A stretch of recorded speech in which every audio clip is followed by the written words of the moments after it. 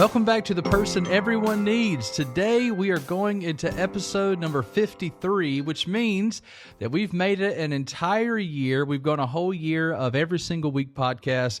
And so if you've been listening each week, I just want to thank you. I want to thank you for listening today. And my name is Webb Hoggard, and I am excited to talk to you about the person that everyone needs. We began our study a year ago talking about the person of Jonathan.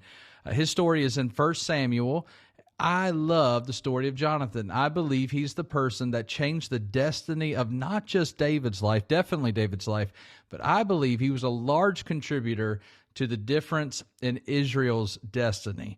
If he had been selfish, if he had been jealous, we would have seen a whole different line. And not only would it have changed the trajectory of the nation, but also if it had not been for David sitting on that throne, receiving the covenant that would come from God, who knows how else that Jesus would have come, because it is from the line of David that we receive Jesus. Jonathan's willingness to be selfless in that moment set up for the Messiah of the world to come in the kingly line of David. I'm just saying that when you're willing to be selfless, when you're willing to be considerate of others, when you're willing to put others ahead of yourself, it is a life-changing thing. It is a destiny-changing thing. It is a community-changing thing. It is a history-changing thing. And so I'm so glad that you're tuning back in for the person everyone needs, and I hope that you are regularly looking for the opportunity to be that. Now, part of learning who you are, we've talked about identity. Who does God say that you are? We've talked about your destiny. Largely, your destiny is the things that you do, what you're capable of, what you're able to bring to the table. Today, I want to talk to you as far as your destiny goes about the importance of necessary enemies. You have some enemies in your life, and you can let them either define you or just defy you. And I think this is important because when we shrink to our enemies, when we allow ourselves to fall back, they defy us and we shrink. But when we step up to the opportunity, when we step up to the enemy in front of us, it is an opportunity for us to be defined. I mean, when I think about David, one of the first things that pops in your head after that is Goliath. When you think about Muhammad Ali, you could think of Joe Frazier. There's a whole bunch of names that have come along that. If you hear Evander Holyfield, you think of Mike Tyson. If you think about Michael Jordan, you might think of Karl Malone or Charles Oakley or the Detroit Pistons. You might think of all those people that he had to defeat to become a champion.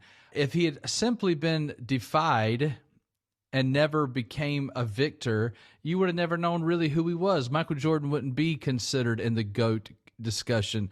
And it all has to do with winning. What kind of winning? Winning when it matters the most. Your enemies in your life, and you're going to have some, whether it's a health issue, whether you have relationships that are regularly grading who you are. Maybe it's a social concern that you have of some sort.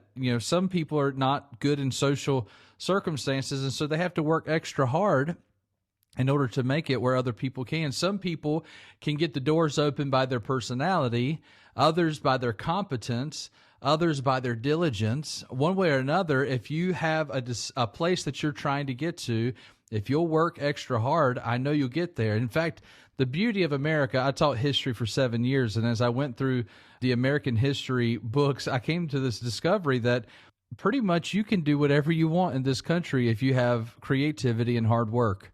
Now, things may be changing in our socialist move as we head continuously in that direction, but as it is right now, if there's a place that you want to get, if you will get creative and you'll work hard, you'll get there. I think a lot of times we do a disservice to kids when we tell them over and over again that you can do anything. And the truth is they can, but they have to choose one. They can't do everything, and I think that's what's so intimidating. They're afraid to choose anything because what if they were unsuccessful at it? But it is in the not choosing that often keeps us from ever becoming successful. It is going to be an enemy of some sort. Something is going to stand in the way. If you're going to make it anywhere, you're going to have to step up to those enemies. When I say enemies, let me be very broad with that.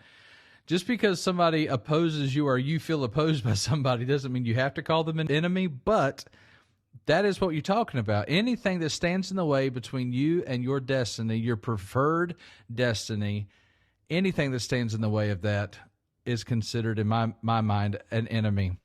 When I first became a pastor, my dad told me, he said, Webb, there are people in your life that God will bring that are just sandpaper. They will grate your nerves. They will hurt you. They will burn your skin. They will be a regular trial to you. But in the midst of dealing with those people, you don't need to get them out of your life. You don't need to leave them behind, because in the midst of dealing with those people, they will smooth off of your rough edges, and they will make you a more chiseled tool, and they will make you better. Now, I didn't want that. I don't pray for enemies. I never ask God, hey, God, can you make this year especially difficult?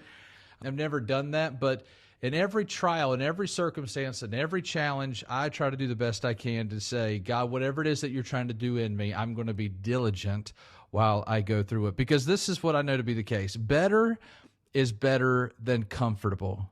Better is better than comfortable. My wife likes to say better is better than perfect, and that's a good phrase as well, because a lot of times perfectionism will keep us from trying.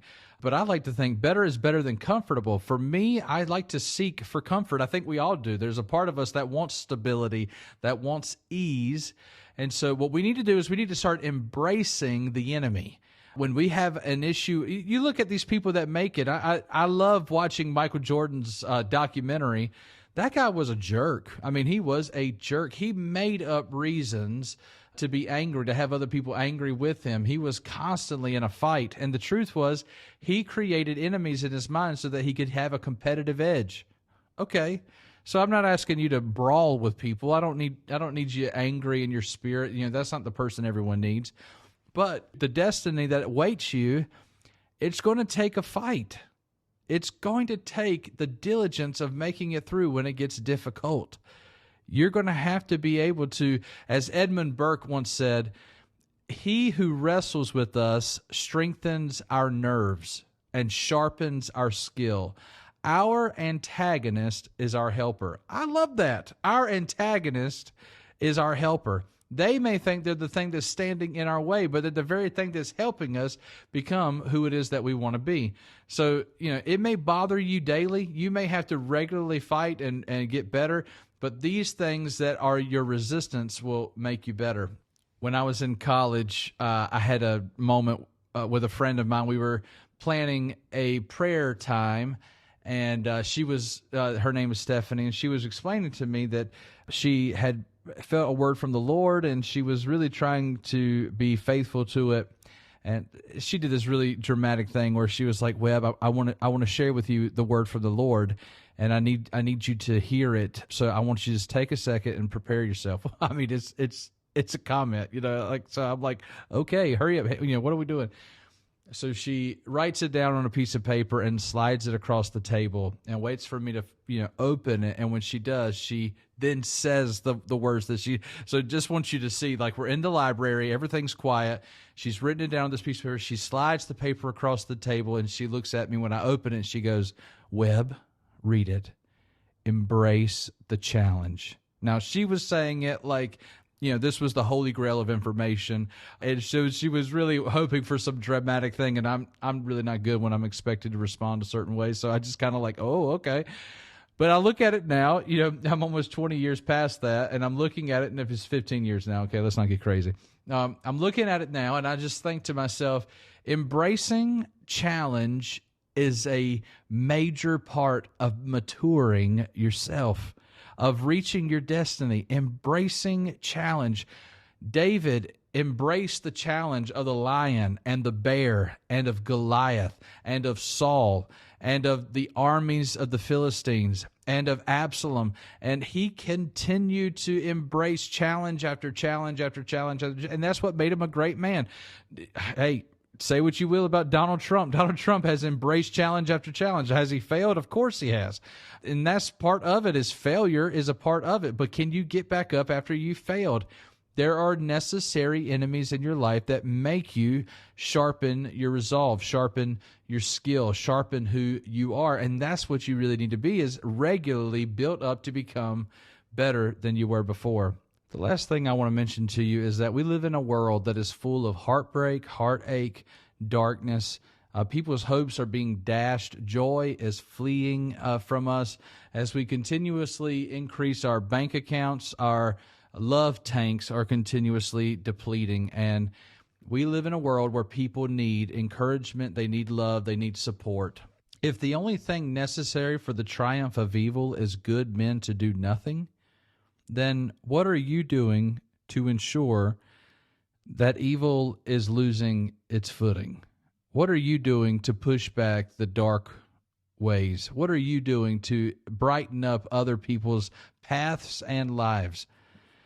I remember a movie years ago called Terminator Salvation, and it was this really cool. I love the Terminator movies. I'm a big fan of those. And I remember when they were showing Christian Bale was going to be in it, and I was like, glued. Now, the movie ended up being not nearly as impressive as the trailer implied, but I was watching Christian Bale as he was explaining what had taken place. The machines have taken over, and there's no chance, and there's no humans out there, and we're all alone, and we're working at this the best we can. And he's doing this on a CB radio because he knows that only humans could understand what he's saying. And at the end of every one of those broadcasts, he would say, "If you hear this, you are the resistance."